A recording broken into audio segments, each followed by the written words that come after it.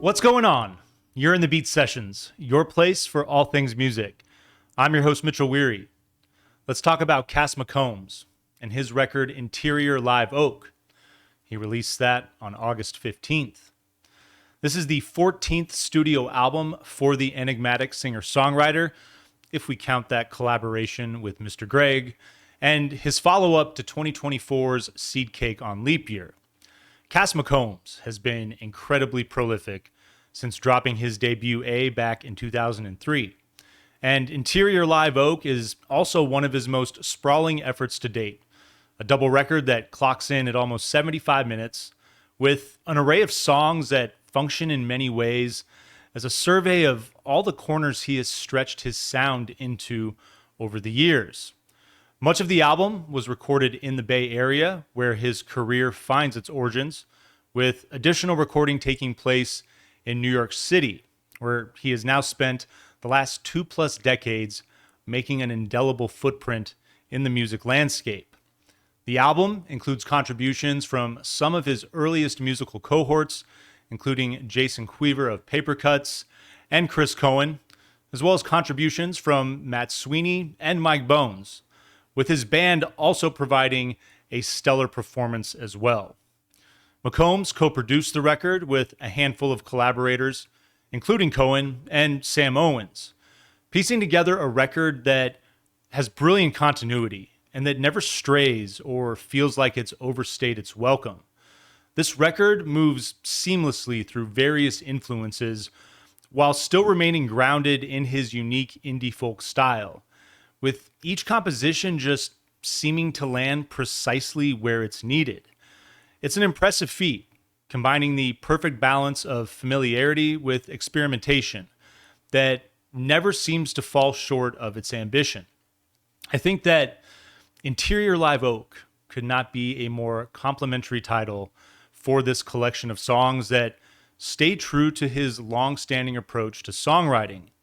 It's a tree that is native to McCombs' Northern California roots, but it can be found as far south as Northern Baja. And it's a tree that's known for its hybridization and variability, showcasing a shrubby broad crown with spiny toothed leaves that exhibit a glossy dark green color that's beautiful. It's a plant that portrays the nature of this record, and McCombs as an artist at this stage in his career, with the storytelling taking top priority. The album balances character studies with introspection, unfolding with vivid detail and creating an atmosphere that is equally pensive as it is affable. His wordplay is enthralling, as he demonstrates his ability to approach a variety of topics with his signature sentimentality and playful, self-deprecating wit. The album begins appropriately on a darker note, with the theme of loss lingering in the background, but with the focus on honing in on a bigger scope in how one chooses to move forward, how one chooses to remember and celebrate. Opener Priestess and its follow-up Peace provide different perspectives, with both succeeding in laying the framework for the record's overarching themes, complemented by dusty, airy soundscapes. And there's also plenty of great moments where the lyrics take a U-turn into his soul, especially on tracks like Home at Last, I'm Not Ashamed, and I Never Dream About Trains, which includes the gripping line, "You know I never lie in my songs." It's a poignant summation of why his writing continues to captivate his fans. The truth can be hard to swallow at times, but Cass does a fine job at helping it go down with a spoonful of sugar and just the perfect pinch of salt when appropriate. While one could argue that the music of Live Interior Oak serves in an ancillary role, that's not to say that it doesn't have a massive impact on its own. The arrangements are relatively modest, but they're powerful in their ability to capture the aura of his words. They're built on gorgeous and intoxicating melodies, and just as every track knows its place, so does every bit of instrumentation, knowing its precise role and working to enhance the tracks instead of vying for supremacy. And I particularly enjoy the way that many of the guitar-driven bridges serve to function as secondary hooks on these tracks as well, I used the term indie folk earlier to describe his sound, but I'll admit that that label fails to recognize the versatility of what's happening on this record. And what I love about it is that it feels like an album driven by soul more than anything. The majority of these tracks are teeming with the influence of artists like Marvin Gaye and Roberta Flack, while also exploring up-tempo classic rock and roll sounds mixed with a bit of blues and sepia-toned country. I also love the Latin influences that take hold in the latter half of the record as well. Particularly, Lola Montez does the Spider Dance and Strawberry Moon.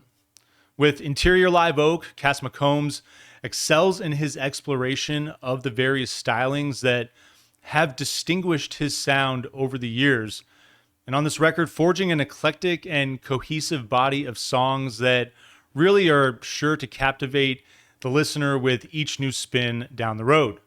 This album opens with the track Priestess, starts with immediacy into a laid-back atmosphere that feels like relaxing in the most peaceful spot that you can think of. But you can't quite relax because there's something unnerving you can't quite put your finger on. It's a really unique dynamic. There's thick rolling bass and reverb laden guitar with a gentle screeching tone, and both instruments play with open space, held together by mid-tempo percussion. The guitars shift into staccato form with the verses that bank on his vivid storytelling. It's a great combination of retro soul and desert rock, and I love the way the chorus adopts a slightly darker mood as it finishes with the hook, "Take It Easy, Priestess." The song develops with a droning organ and additional guitar and a solo that goes to work at about the 3-minute and 20-second mark. Your second song is entitled Peace. You got this breezy, up-tempo acoustic guitar, this track that brings this track out of the gates and accelerating the momentum of the record as well. An arpeggiated lead ushers in the rhythm and disappears with the vocals, working back in to serve as a bridge. Vocals move between a deep, hushed pitch and this weightless, high-pitched moments on the hook, "Peace is what we say," through a number of verses, with the song closing on a swelling instrumental jam with frenetic guitars taking over and the song's primary riff taking us out and leading us into our third track entitled Missionary Bell. This one shifts the mood into affable folk-driven territory with layers of acoustic guitar, a prominent lead riff, and just the softest touch of bass. His vocals are delicate and tenuous, leading into a hook on the title and additional guitar play, with the lead riff building in behind to serve as a bridge. This one really embodies the familiar tenderness of Elliott Smith. It's one of the big reasons I really like this guy. The song remains consistent, moving through 3 cycles of verse and chorus, and finishing with the lead riff. Your fourth track is entitled Ms. Maybe. Great wordplay here. And I love the shift into rock and roll territory with this one, with a groovy lead electric riff that's equal parts grunge and indie with mid-tempo rhythm to carry. The track builds with intermittent cymbal crashes, tambourine, and a bass riff that adopts a thicker tone. It's a perfect track to hop into your car with and cruise along to, or just vibe along with while you're commuting on a train. There's the addition of hushed, almost inaudible harmonica that plays in, and a tight little solo that goes to work around the 2-minute and 15-second mark. The track finds the hook once more, and then finishes abruptly. Leading into your fifth track, entitled Home at Last, takes us back into that breezy, almost kind of like island-inspired terrain with light arpeggiated acoustic guitar, deep hollow percussion, and thick tone bass that performs a casual walk along. Harmonies lift the chorus into a vaporous atmosphere, but percussive elements, particularly cymbal crashes, provide great contrast, acting like gravity to keep the track from floating away and evolving into a refrain-style hook built on the title's track as it closes. I'm Not Ashamed is your sixth song. This one keeps us grounded in the mellow stylings of lounge and retro soul, with trickles of bass and a shimmering lead guitar. It's pensive and moody, with the percussion being gentle and providing just the right amount of form while Cass does his thing. The momentum builds ever so slightly with the chorus, finding its gusto in the rhythm section and the vocal melodies. And I just really love the way the bass challenges the guitar for the spotlight as this one progresses and closes out. Your seventh track is entitled Who Removed the Cellar Door? It's kind of hard not to think of Donnie Darko a bit with this title, but it opens with a drum roll into a moody, thumping track with a great blend of country and soul with kind of a gothic sheen to it. The arpeggiated guitar is weightless and ambient as additional slide guitar provides contrasting, unnerving energy. The tambourine adds to the drive, along with sparse sepia tone guitars, and I feel like this one just really truly captures the Western outlaw flair and the mystique of My Desert Home. It stays the course with constant movement of the supplementary instrumentation serving as the highlight and a great finish with droning organ. Your eighth track is entitled A Girl Named Doggy, puts the thumping drive of the previous track while maintaining country flair.